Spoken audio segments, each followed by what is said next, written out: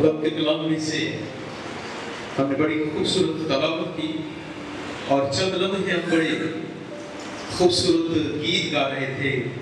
میں تیرے بڑے کاموں کا چرچا کروں. آج ایک ایسا کام ہے جس کا واقعہ ہی چرچا کرنے کی ضرورت ہے. یہ ایام روزوں کے چل رہے ہیں.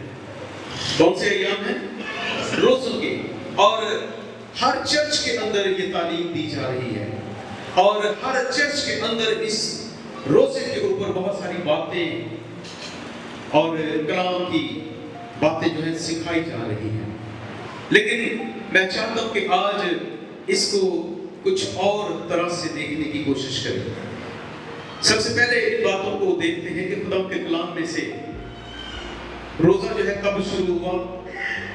یہ بھی ہم سب کو شاید ہمارے بڑے اچھے یہاں پر استاد اور ٹیچر پاسٹر ہیں، انہوں نے آپ کے بڑے اچھی تعلیم دی ہوگی، روزے کے بارے میں بہت اچھا سکھایا ہوگا.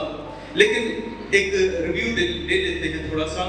یہ روزہ جو ہے تقریباً 325 عیسوی سے اس کا آغاز ہوا اور نقایا کی کونسل نے ان چیزوں کو مرتب کیا. یہ کوئی عام سی بات ہے، یہ سب جانتے ہیں.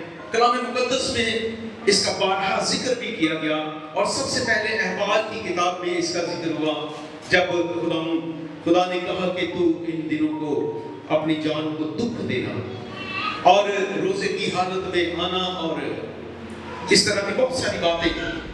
اگر ہم کلام مقدس میں دیکھیں تو یہ روزہ جو ہے اس سے پہلے نہ تو ہمارے آباء و اجداد انبیاء نے کبھی رکھا اور نہ ہی اس کی تعلیم دی. ابراہیم نے کبھی رکھا نہیں رکھا، اسحاق نے کبھی روزہ رکھا نہیں رکھا، یعقوب نے رکھا کہیں ہمیں ذکر نہیں ملتا.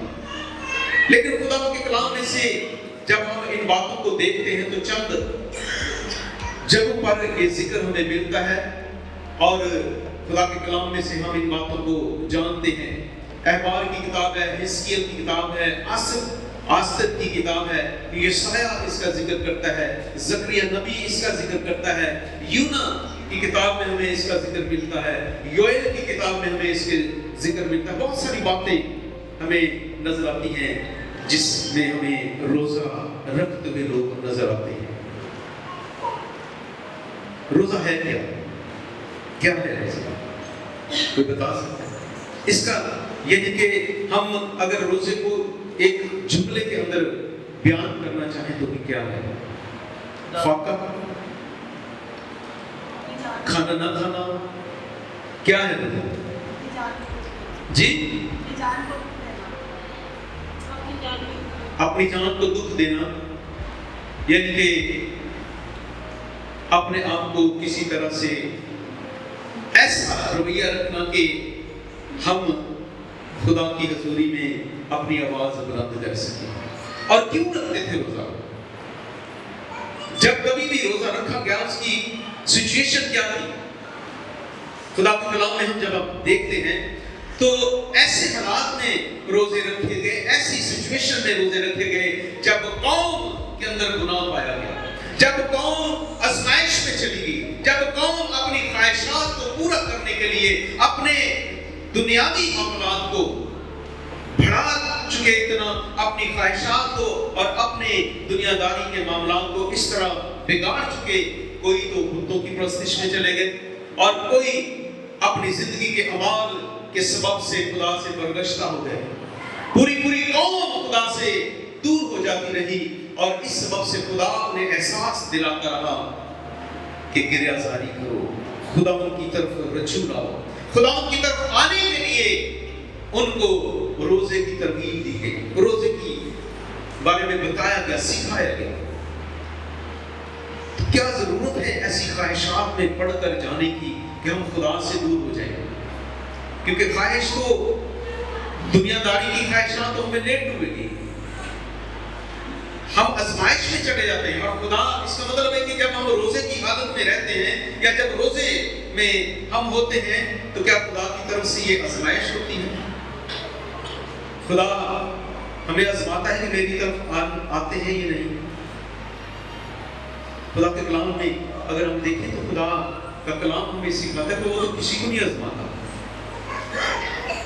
وہ کسی انسان کی آزمائش نہیں کرتا، اور نہ ہی وہ خود آزمایا جاتا ہے، نہ وہ کسی کو آزماتا ہے۔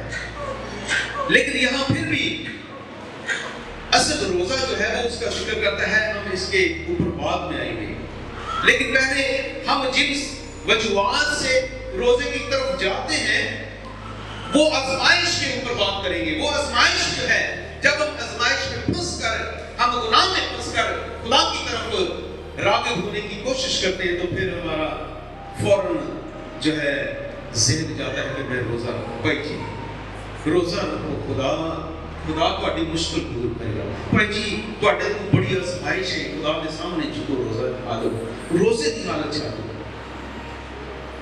یہ آزمائش کیوں ہے؟ یہ آزمائش آتی ہی کیوں ہے؟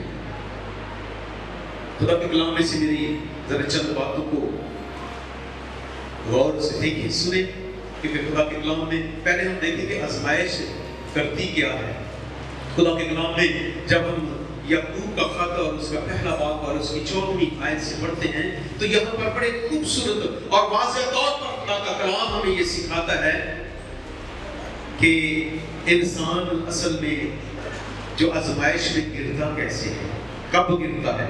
میں روزے سے منع نہیں کر رہا، روزہ رکھنا چاہیے، لیکن اس کا ایک مقصد ہے، اس کا ایک آپ کو خدا تعلیم دیتا ہے کہ کیا سبب ہے، کس طرح روزہ رکھنا چاہیے۔ پوری بائبل کے اندر اس کی تعلیم ہمیں جو ہے وہ ملتی ہے، لیکن خدا اس حد تک جانے میں، اس آزمائش کو جو خدا انسان اور خدا کے درمیان ایسا ٹائم پیریڈ آ جاتا ہے جس کو ہم آزمائش کہتے ہیں، خدا اس آزمائش کے بارے میں کہتا کیا ہے؟ کہتا ہے کہ مبارک وہ شخص ہے جو آزمائش کی برداشت کرتا ہے، کیونکہ جب مقبول ٹھہرا تو زندگی کا تاج پائے گا۔ یعنی کہ آزمائش جب آپ پر آ جاتی ہے تو خدا کا کلام ہمیں یہ سکھاتا ہے کہ ہمیں اس آزمائش میں صبر کے ساتھ، یعنی کہ آزمائش جب ہم پر آ جاتی ہے تو ہمیں صبر کو پورا کام کرنے کی ضرورت دینی چاہیے، اس کو پورا کام کرنے دینا چاہیے، تاکہ وہ ہمارے اندر صبر پیدا ہو، اور صبر جو ہے وہ ہمیں تسلی دیتی ہے، تسلی اور اطمینان اس سے ملتا ہے۔ جب ہم اس پر بات کرتے ہیں کہ جب کوئی برداشت کر لیتا ہے اس آزمائش کو، آزمائش آتی کیسے ہے؟ کیونکہ باپ آدم نے گناہ کیا، ہوا کے اندر خواہش آئی، یہ جو پھل بنا کیا گیا ہے یہ ہے کیسا؟ ابلیس آ کے اسے برگلاتا ہے اور وہ کہتا ہے کہ یہ پھل تمہیں کھا لینا چاہیے، تم خدا کی طرح جاننے والے بن جاؤ گے، اور زیادہ عقل دنائی۔ اور ہوا بھی جب دیکھتی تو وہ بھی کہتی کہ آنکھوں کو بڑا خوشنما لگتا ہے، عقل بخشنے کے لیے خوب ہے، وہ کیا کرتی ہے؟ اس کو لیتی ہے اور کھا لیتی ہے، اور آدم کو بھی۔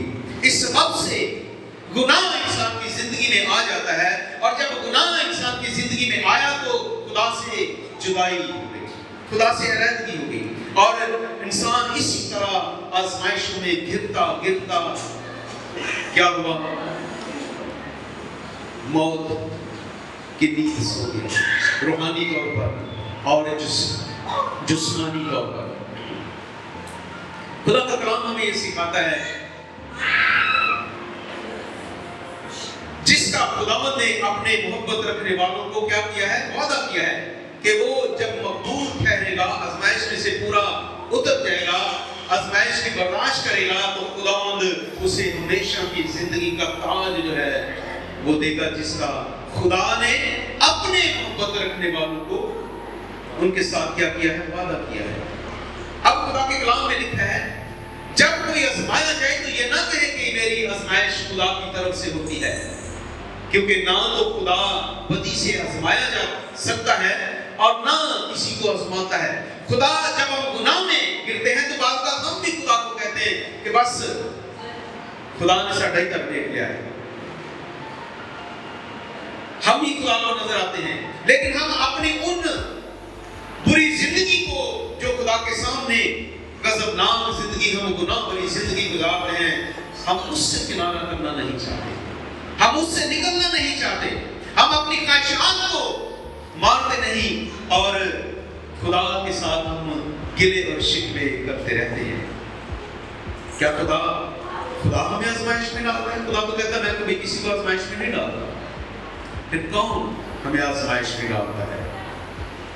خدا کے کلام میں لکھا ہوا ہے خدا کبھی نہ کسی کو آزماتا ہے اور نہ خدا خودی سے آزمایا جا سکتا ہے، نہ کسی کو وہ آزماتا ہے۔ ہاں، ہر شخص اپنی ہی خواہشات میں خواہش میں کھینچ کر اور پھنس کر آزمایا جاتا ہے۔ پہلی بات کہ ہم اپنی ہی خواہشوں میں کھینچ کر پھنس جاتے ہیں اور اپنی الٹی سیدھی خواہشات میں پھر آزمائے جاتے ہیں۔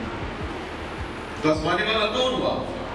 ہماری خواہشات، ہمارا گناہ جو ہمیں برگلا لیتا ہے آسانی سے۔ اب خدا کے کلام میں آگے دیکھیں، پھر خواہش حاملہ ہو کر گناہ کو جلتی ہے اور گناہ جب بڑھ چکا تو موت پیدا کرتا ہے۔ گناہ کی یہ ایک فطرت ہے کہ جب وہ انسان سے جنم لے لیتا ہے تو اس کے لیے موت کے علاوہ کوئی دوسرا چارہ نہیں ہے۔ اس کے لیے موت حتمی ایک نتیجہ رہ جاتا ہے کہ آخرکار اس کی سزا اسے بھگتنی پڑے گی۔ وہ کبھی بھی اس سے بچ نہیں سکتا۔ خدا کا کلام ہمیں بتاتا کہ اے میرے پیارے بھائیو، فریب نہ کھاؤ۔ ہر اچھی بخشش اور ہر کامل انعام اوپر سے ہے اور نوروں کے باغ کی طرف سے ملتا ہے، جس میں نہ کوئی تبدیلی آ سکتی ہے اور نہ گردش کے سبب سے اس پر سایہ پڑتا ہے۔ اور اس نے اپنی مرضی سے ہمیں کلام حق کے وسیلہ سے پیدا کیا تاکہ اس کی مخلوقات میں سے ہم ایک طرح کے پہلے پھل، خدا ہمیں ان پہلے پھلوں کی فہرستی میں رکھنا چاہتا ہے۔ خدا ہمیں ہمیشہ کی زندگی کا تاج جو ہے وہ دینا چاہتا ہے۔ تو پھر کیوں ایک ایسے شخص کے بارے میں چھوٹا سا ذکر کرنا چاہوں گا۔ ہم گا رہے تھے میں تیرے بڑے کاموں کا چرچا کروں گا۔ خدا کا کلام متی رسول کی انجیل اور اس کا 4واں باب، وہاں پر بھی ایک بہت بڑی آزمائش ہمیں نظر آتی ہے۔ بہت بڑی ایک ایسی آزمائش جو شاید اس دنیا کی ایک پہلی اور آخری آزمائش، نہ تو اس طرح کوئی شخص آزمایا گیا اور نہ ہی اس طرح کی آزمائش کسی شخص پر آئی۔ یہ شخص آج ہماری نجات کا بانی ہے۔ خدا یسوع مسیح نجات کا منبع جب وہ آزمائش میں پڑا تو اس کے بارے میں ہم کیا دیکھتے ہیں؟ خدا کے کلام میں لکھا ہوا ہے پہلے آیت سے، اس وقت روح یسوع کو جنگل میں لے گیا تاکہ ابلیس سے آزمایا جائے۔ کس سے آزمایا جائے؟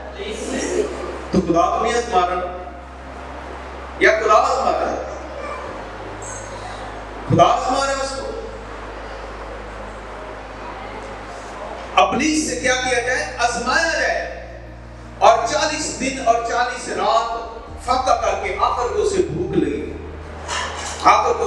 لگی اور لکھا ہوا ہے کہ آزمانے والے نے پاس آ کر اس سے کہا اگر تو خدا کا بیٹا ہے تو فرما کہ یہ پتھر روٹیاں بن جائیں۔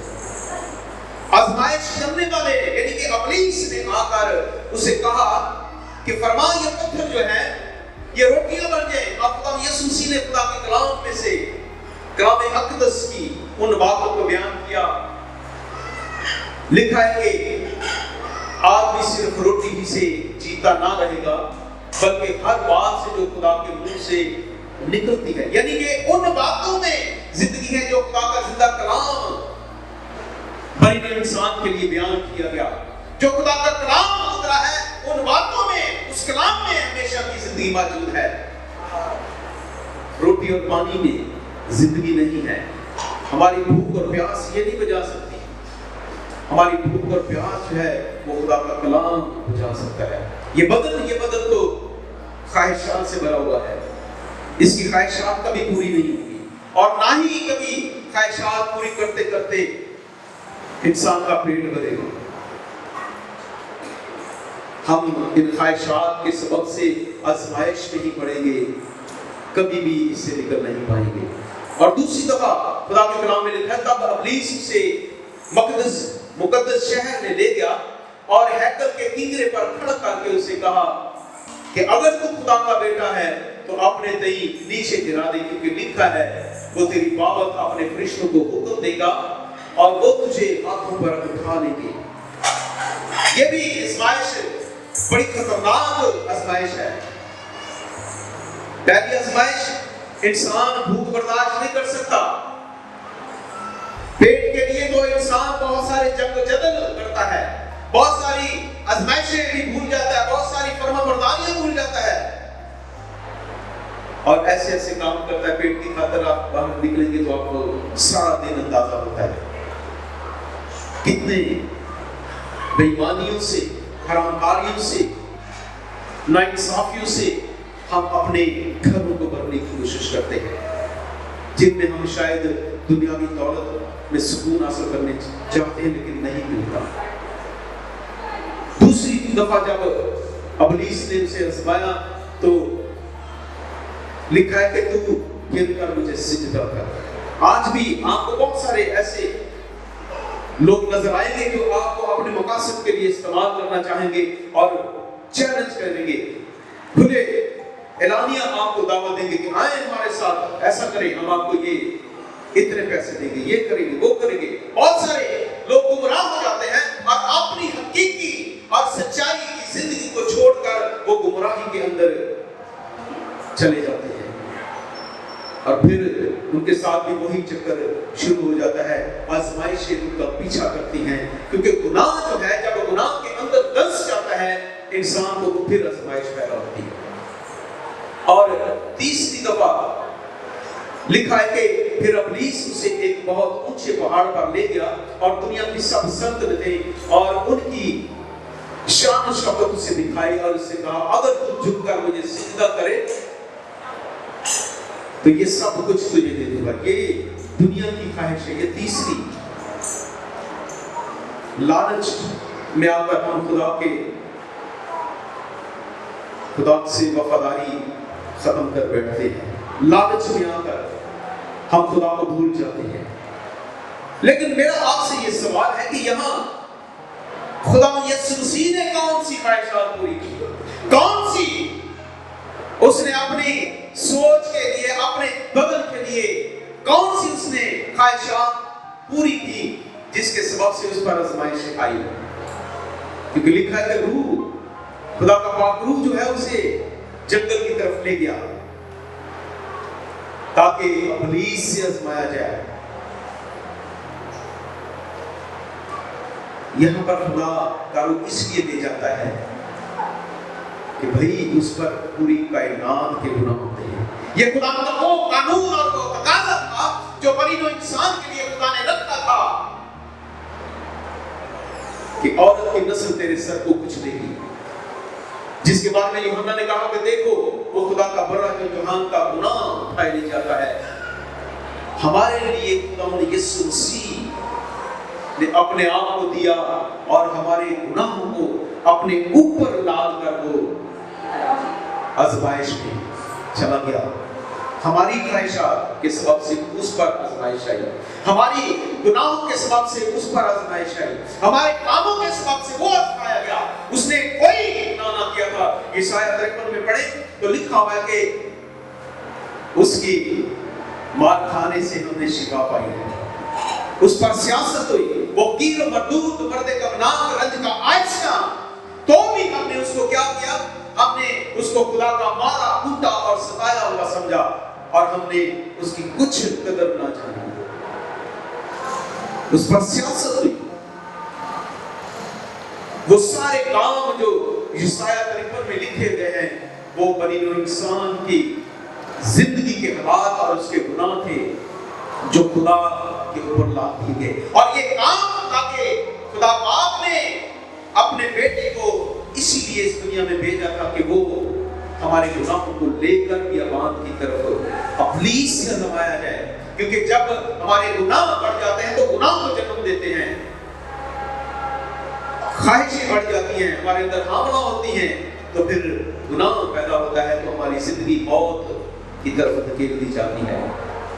سبب یہ تھا کہ خداوند یسوع مسیح ہمارے گناہوں کو لے کر اپنے اوپر لیے ہوئے وہ بیابان میں چلے گئے، اور 40 دن کا، جن کو ہم آج 40 روزے بھی کہتے ہیں، آج کے دن ہم ان کو اپنی زندگی میں کوشش کرتے ہیں، لیکن اس نے تو ہمارے گناہوں کو اپنے اوپر اٹھایا ہوا تھا، ہمارے گناہوں کو اس نے اپنے اوپر اٹھا کر بیابان کی طرف جا رہا تھا۔ ہم کون سے؟ آج خدا جو کہتا ہے ہمیں روزہ رکھنا چاہیے، وہ بڑا خوبصورت روزہ ہے۔ وہ روزہ ایسا ہے کہ اس میں انسان کو کہتا ہے کہ نہ پتہ چلے، ہمیں آزمائش میں پڑھ کر روزہ رکھنے کی ضرورت نہیں ہے۔ پرانے عہد نامے میں جہاں کہیں بھی آپ دیکھ لیں، انسان گناہ کی حالت میں گیا اور خدا سے دور ہوا اور اس نے روزہ رکھا۔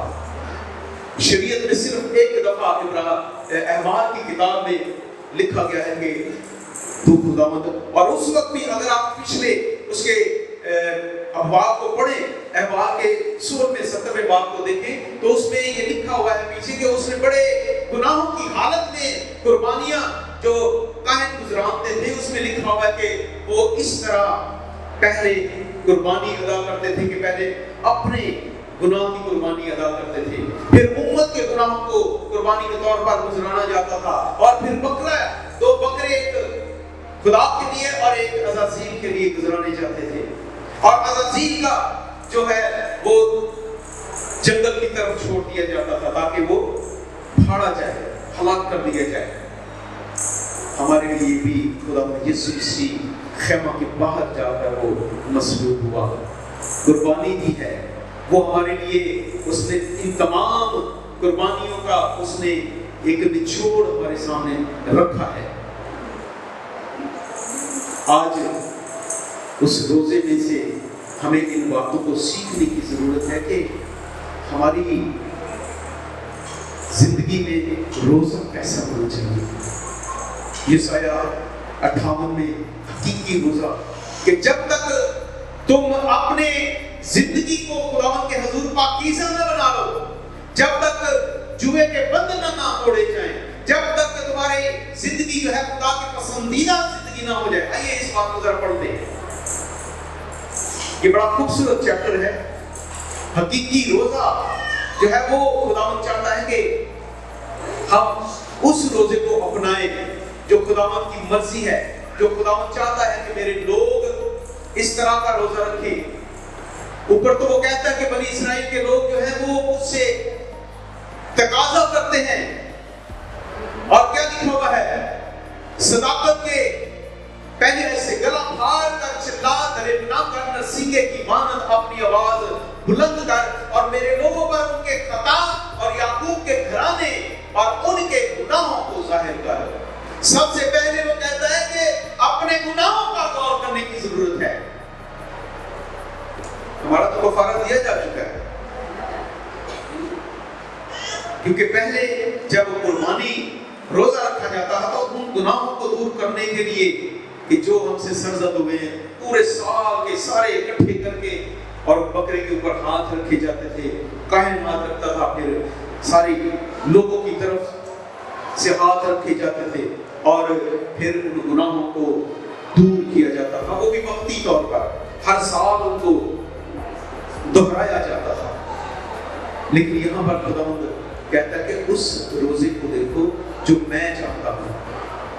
اگر ہم اس روزے کو اپنی زندگی میں لے لیں جو خداوند چاہتا ہے، تو پھر ہمارے لیے آزمائشوں کی ضرورت نہ پڑے گی، پھر ہم ان آزمائشوں میں کبھی نہ گریں گے جس کے سبب سے ہم جو ہے روتے اور زار زار روتے اور اپنے کپڑوں کو پھاڑ کر اور سر پر راکھ اوڑھ کر جس طرح بیٹھا کرتے تھے۔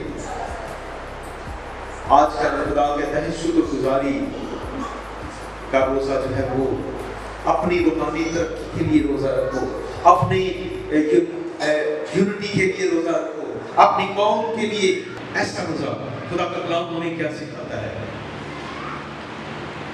وہ روز بروز میرے طالب ہیں اور اس قوم کی مانند جس نے صداقت کے کام کیے اور اپنے خدا کے احکام کو ترک نہ کیا، میری راہوں کو دریافت کرنا چاہتے ہیں. یعنی کہ ایسی قوم بن کے میرے سامنے کھڑے ہوتے ہیں کہ جس نے کبھی شاید گناہ ہی نہیں کیا اور مجھ سے صداقت کے احکام طلب کرتے ہیں. یعنی کہ ہمیں اپنے اندر جو ہے خدا کے خلاف کھڑے ہونے کی نہیں بلکہ اس کے سامنے جھکنے کی تربیت ہونی چاہیے. اپنی راست بازی خدا کو دکھانے کے لیے نہیں ہونی چاہیے بلکہ اپنی پرہیزگاری خدا کے سامنے دینے کی ضرورت ہے تاکہ ہمارا روزہ جو ہے وہ مقبول ہو. آگے کیا کہتا ہے؟ دیکھو تم اپنے روزہ کے دن میں اپنی خوشی کے طالب رہتے ہو اور سب طرح کی سخت محنت لوگوں سے کراتے ہو. دیکھو تم اس مقصد سے روزہ رکھتے ہو کہ جھگڑا رگڑا کرے. جھگڑا رگڑا کرنے کے لیے، اپنے خواہشات کو پورا کرنے کے لیے اور شرارت کے مکے مارو. بس اب تم اس طرح کا روزہ نہیں رکھتے کہ تمہاری آواز عالم بالا پر سنی جائے. ایسا روزہ خدا چاہتا ہے کہ ہماری آواز جو ہے وہ عالم بالا پر سنی جائے. خدا مند جس کا جواب دے، جس کو سن کر خدا مند کہے کہ اے میرے بیٹے میں حاضر ہوں. آگے ایک باتوں کو لکھا ہوا ہے، خدا کے کلام میں لکھا ہے، بس کیا یہ وہ روزہ ہے جو مجھ کو پسند ہے؟ ایسا دن کہ اس میں آدمی اپنی جان کو دکھ دے اور اپنے سر کو جاؤ کی طرح جھکائے اور اپنے نیچے ٹاٹ اور راکھ بچھائے. کیا تو اس کو روزہ اور ایسا دن کہے گا جو خدا کو مقبول ہو؟ کیا وہ روزہ، اب خدا کہتا ہے کہ کیا وہ روزہ جو میں چاہتا ہوں یہ نہیں کہ ظلم کی زنجیریں توڑی جائیں. اپنے ہاتھ سے اگر انہی روزوں میں چلے ہم اپنے آپ کو تبدیل کرنا چاہتے ہیں. ایک کلیسیا نے یہ ایک وقت ٹھہرایا ہوا ہے یہ ہماری یاد دہانی کے لیے کہ ہمیں ایک روحانی طور پر تازگی اور فرحت لینے کے لیے خدا کی حضوری میں آنے کے لیے ایک بیداری کا یہ قدم اٹھایا گیا. اچھا ہے. تو کیا اس روزے میں ہمارا رویہ تبدیل ہوتا ہے؟ ہماری زندگی خدا کو پسند آتی ہے؟ ہمارا کام جو ہم کرتے ہیں کیا خدا کو پسند آتے ہیں؟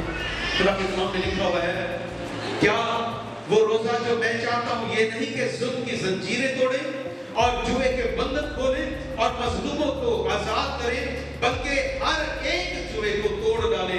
کیا یہ نہیں کہ تو اپنی روٹی بھوکوں کو کھلائے اور مسکینوں کو جو آوارہ ہیں اپنے گھر میں لائے اور جب کسی کو ننگا دیکھے تو اسے پہنائے اور تو اپنے ہم جن سے روپوشی نہ کرے.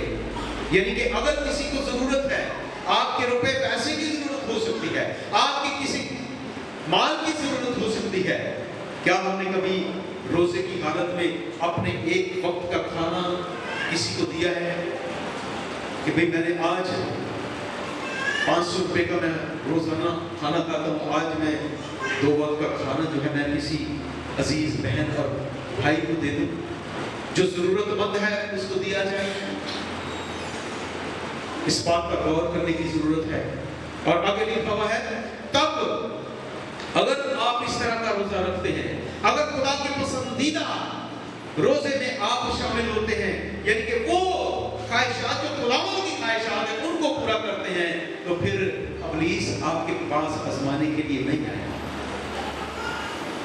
پھر آپ سادگی میں بھی خوش رہیں گے، سر پر تیل لگا کر دوسروں کو خوش نظر آئیں گے اور خدا کے کلام کو نوش فرمائیں گے، نہ کہ برے کھانوں کو. خدا کے کلام کو اپنی زندگی میں لے کر آئیں گے، کیونکہ لکھا ہوا ہے تب تیری روشنی صبح صادق کی مانند پھوٹ نکلے گی اور تیری صحت کی ترقی جلد ظاہر ہوگی. دیکھیں خدا کی حضوری میں روزے رکھنے کا طریقہ کہ آپ بھوکے بھی ہوں گے تو خدا آپ کو تر و تازہ رکھے گا. آپ کو بھوک اور پیاس کا احساس نہیں ہوگا. تیری زندگی جو ہے روشن صبح کی مانند پھوٹ نکلے گی. اور تیری صحت کی ترقی ہوگی، نہ کہ آپ بیمار پڑیں گے بلکہ آپ کی صحت کی ترقی ہوگی، اور تیری صداقت تیرا ہراول ہوگی، اور خداوند کا جلال تیرا چنڈاول ہوگا۔ یہ کیا ہے؟ ہراول کیا چیز ہے؟ کیا مطلب ہے ہراول کا؟ کوئی بتا سکتا ہے؟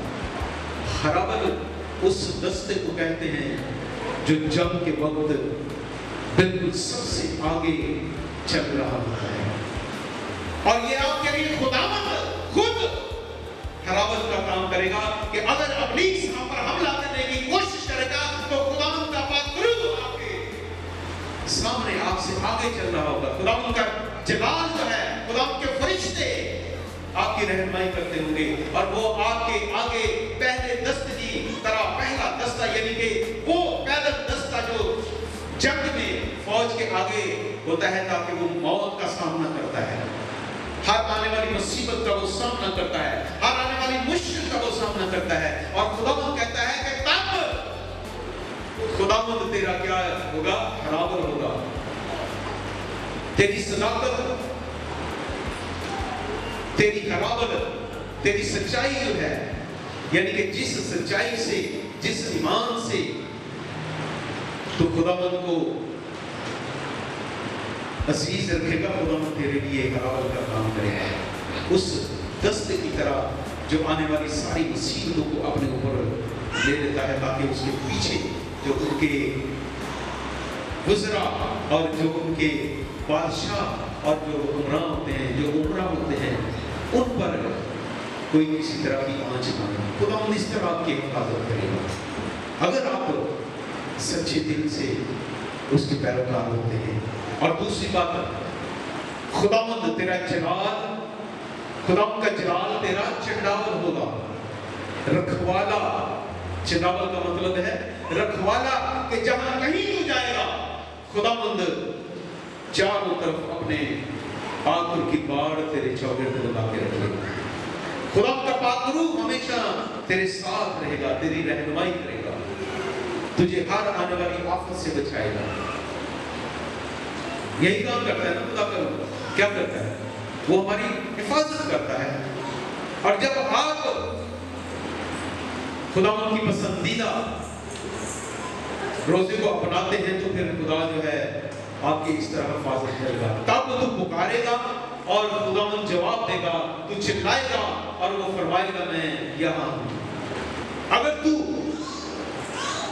اس جوئے کو اور انگلیوں سے اشارے کرنے کو اور ہرزہ گوئی کو اپنے درمیان سے دور کرے گا، اور اگر تو اپنے دل کو بھوکے کی طرف مائل کرے اور آزادہ دل کو آسودہ کرے تو تیرا نور تاریکی میں چمکے گا، تیرا نور تاریکی میں چمکے گا۔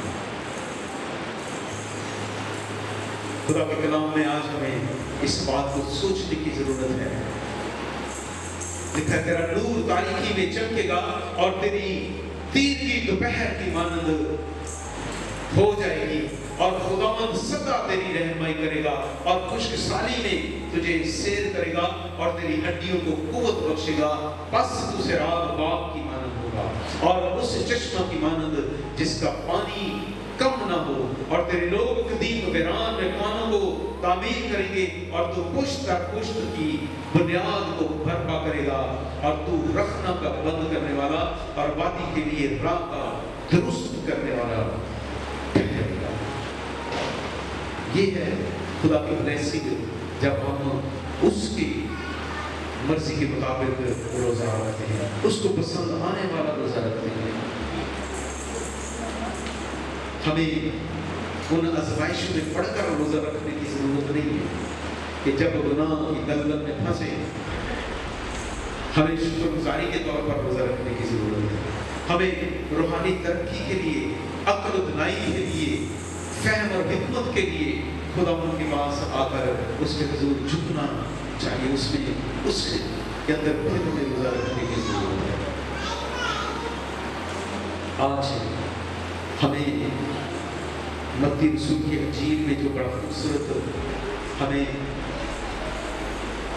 وہ ایک کلیہ بتاتا ہے، ہمیں اس پر غور کرنے کی ضرورت ہے۔ بڑا خوبصورت کلیہ ہے یہ کہ ہمیں جب تو روزہ رکھے، لکھا کہ اور جب تم روزہ رکھو تو ریاکاروں کی طرح اپنی صورت اداس نہ بناؤ۔ ریاکاروں کی طرح ہمیں دکھاوے کے لیے کچھ نہیں کرنا، ہمیں دکھاوے کے لیے دوسروں کے اوپر یہ ظاہر کرنے کی ضرورت نہیں ہے کہ میں بڑا روزہ دار ہوں، جس طرح غیر قومیں کرتی ہیں۔ آپ جائیں ایسی حالت میں ایسا کام ہو رہا ہے کہ ایک دوسرے کے اوپر چڑھ رہے ہوتے ہیں، ہٹو، یہ ادھر ادھر مارا ماری چل رہی ہوتی کہ آپ کو گھر پہنچنا مشکل ہو جاتا ہے۔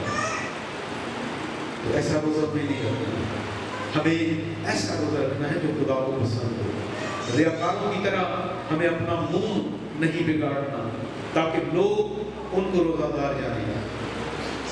ہمیں ریاکاروں کی طرح منہ نہیں بگاڑنا، بلکہ جب تو روزہ رکھے تو اپنے سر میں تیل ڈال اور منہ دھو۔ کیا خدا یسوع مسیح نے وہاں بیابان میں جا کر سر میں خاک ڈالی؟ نہیں، بھائی وہ تو فاقہ تھا اور ابلیس سے اس لیے آزمایا گیا کہ ہمارے گناہوں کے سبب سے وہ آزمایا گیا۔ 40 دن تک چاروں 3 اناجیل میں اس کا ذکر ہے اور لکھا ہوا ہے کہ فرشتے پھر آ کر اس کی خدمت کرنے لگے۔ جب ابلیس کو شرمندہ کیا خدا نے، آج اگر ہم اس کا کمپیریزن کرتے ہیں کہ یسوع نے 40 روزے رکھے تو یسوع نے کبھی نہیں کہا کہ آپ 40 روزے رکھیں۔ اس نے تو یہ کہا تھا کہ اے عورتوں میرے لیے نہ رو بلکہ اپنے لیے اور اپنے بچوں کے لیے رو، کیونکہ اگر ہرے درخت کے ساتھ ایسا ہوتا ہے تو سوکھے کے ساتھ کیا کچھ نہ ہوتا۔ ہمیں اپنے لیے، اپنی روحانی ترقی کے لیے، اپنی کلیسیا کی ترقی کے لیے ہمیں خدا کے ساتھ سامنے جھکنا ہے۔ اس صورت میں تیرا باپ جو پوشیدگی میں دیکھتا ہے تجھے بدلا دے گا۔ آئیے آج اس بات کو سوچیں۔ میرے پاس بہت ساری تاریخی حوالہ جات تھے جو روزے کے بارے میں بتائے جا سکتے تھے، بہت سارے میں نے بکس کے نام لے دیے ہیں، اس میں ذکر کیا گیا ہے اور سارے ان روزوں کے ایام سے ہم سب واقف ہیں کہ کہاں، کب اور کیسے اور کس حالت میں روزہ رکھا گیا۔